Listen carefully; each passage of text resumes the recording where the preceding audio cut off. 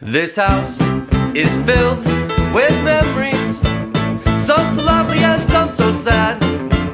The cracks in the walls and the lines in my face, I've read the late romantics, but they mean nothing to people like us. Olá pessoal, bem-vindos a mais um episódio do Crimes. Hoje é um mini episódio, então sou somente eu, a Bruna, e vamos direto para o caso de hoje, que é o dos canibais de Garanhuns.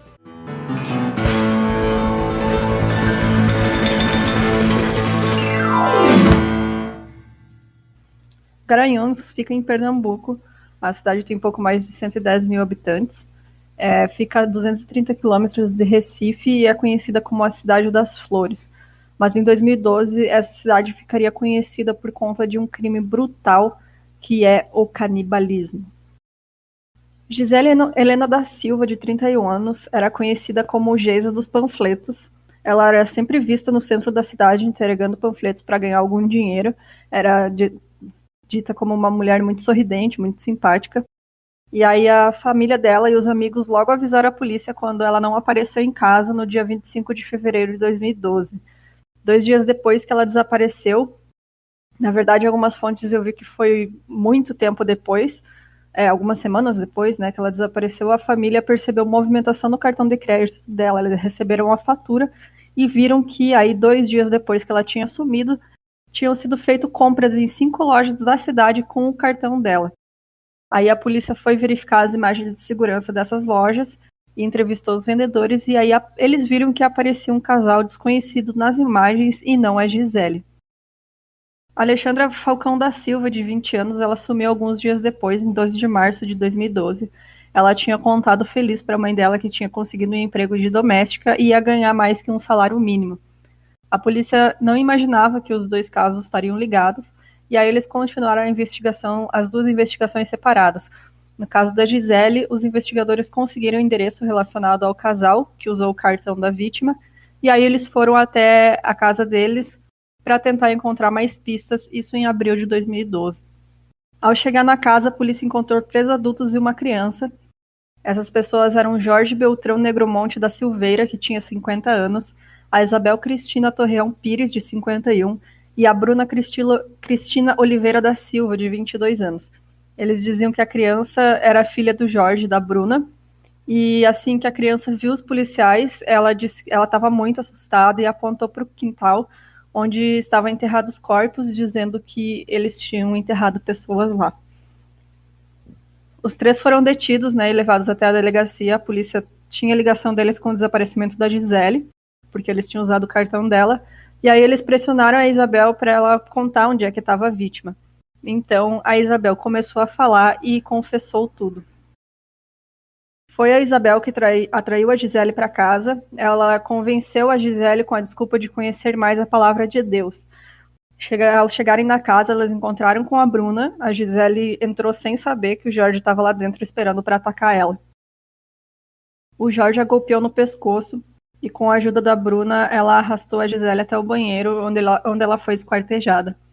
A carne das coxas, braços, nádegas e fígado foram armazenados no freezer da casa. Com a Alexandra, o método foi igual. Ela foi atraída com uma proposta de emprego, né, essa que ela tinha comentado para a mãe dela, e aí, ao chegar na casa, ela foi atacada. Os restos mortais das 2 vítimas foram enterrados no jardim, em covas rasas, e a Isabel contou também que a carne que eles guardaram foi usada para alimentar os 3 criminosos e a criança que morava com eles, e com o resto eles fizeram empadas para vender na cidade. Então as pessoas compraram e comeram sem saber que comeram carne humana. Bom, não se tem muita informação sobre a vida desses criminosos. O que se sabe é que o Jorge era natural de Recife. Ele se formou em educação física e chegou a trabalhar dando aulas de karatê. Desde criança ele tinha alucinações. Seus melhores amigos não existiam, apenas ele conseguia enxergar eles. Ele conta várias histórias disso, de que ele tinha 2 amigos, né? E só que ele só foi perceber bem depois que ninguém mais via eles. E também quando ele ficou bem mais velho, ele continuava enxergando esses meninos como crianças. E ele via várias pessoas que ninguém mais via, porém a família nunca levou a sério que ele tivesse algum problema. O Jorge e a Isabel namoraram por muitos anos, enquanto ele cursava educação física, e aí eles se casaram depois que ele se formou. Nessa época, eles chegaram a produzir um filme caseiro chamado Espírito, onde a história é uma mulher que é atormentada pelo espírito do marido. Esse filme contém cenas de canibalismo e violência. Eu vou deixar o link na descrição para quem quiser assistir, não está completo. Esse filme original tem 53 minutos e o vídeo que foi postado pelo Aprendiz Verde tem apenas 13 minutos. Quando eles foram presos, a polícia encontrou também na casa um livro escrito pelo Jorge. O título desse livro se chama Revelações de um Esquizofrênico. Nesse livro ele tem 50 páginas com ilustrações feitas pelo Jorge e também é a biografia dele, que é dividida em 34 capítulos. Eu vou deixar também para vocês um link do Aprendiz Verde, que tem trechos desse livro e tem muitas ilustrações para quem quiser ver. Ele desenha muito essas pessoas que ele enxergava, né? Homens sem cabeça, mulheres flutuando, mulheres tocando instrumentos musicais embaixo da pia. Ele dizia que sempre via esse tipo de coisa. Bom, o Jorge conheceu a Bruna e aí ele disse para Isabel que enxergava ela mais como mãe e não mais como esposa, e por isso ele tinha começado um relacionamento com a Bruna, né? Ela era amante dele. A Isabel fazia salgados para vender e ter alguma renda na casa, já que o Jorge não conseguia mais trabalhar por conta dos seus problemas psiquiátricos.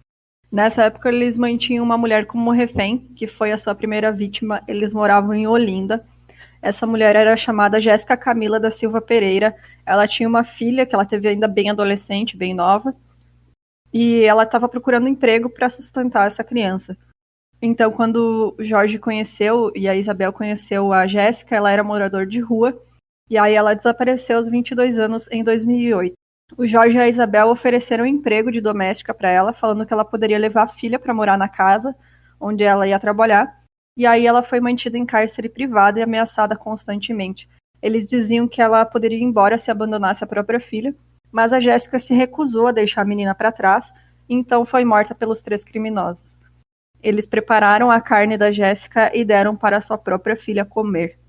E aí, com a morte da Jéssica, a Bruna se pega os documentos dela e assume a identidade da Jéssica e diz que depois que eles se mudam de cidade, ela consegue até registrar a menina como filha do Jorge. Então, quando eles foram presos, inclusive, ela se apresentou como Jéssica. Então, tem muitas reportagens antigas, logo quando eles foram presos, que dizem que Jéssica era uma das criminosas, mas na verdade o nome dela é Bruna, e inclusive ela foi processada por estelionato também por causa disso. Então, por que eles faziam todas essas coisas horríveis? Para esses 3, os assassinatos e o consumo da carne das vítimas eram parte de um ritual. Eles diziam que eles faziam parte de um culto chamado cartel, e aí eles acreditavam que deveria ter diminuição populacional para que o mundo fosse purificado. As vítimas eram consideradas mulheres impuras, que espalhavam o mal e por isso deveriam ser eliminadas. Quando eles foram presos, eles já estavam planejando atacar mais 2 mulheres. A casa onde eles moravam foi incendiada por moradores da cidade depois que eles foram presos. Inclusive, a polícia não tinha recolhido todas as provas, eles quase perderam algumas anotações da Bruna e do Jorge. Então, quando eles foram a julgamento, cada um jogava a culpa para o outro.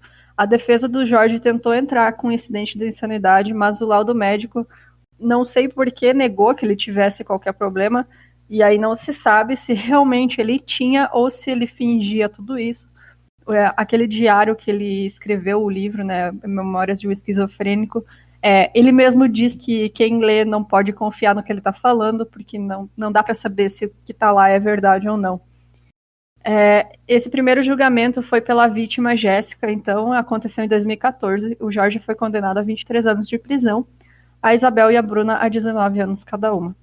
E aí, em 2018, aconteceu o segundo julgamento, e aí, para os casos da Gisele e da Alexandra, o Jorge foi condenado a 71 anos de prisão, a Isabel a 68 e a Bruna a 71. Então é isso, gente. Muita gente já tinha pedido para a gente cobrir esse caso, então eu espero que vocês tenham gostado. Se você quiser mandar sugestão para a gente, ou quiser só dar uma olhada nos nossos episódios anteriores, acompanhar a gente, vai lá no Instagram, @milcrimes. Se quiser nos dar aquela ajuda, vai no site, no milcrimes.com.br.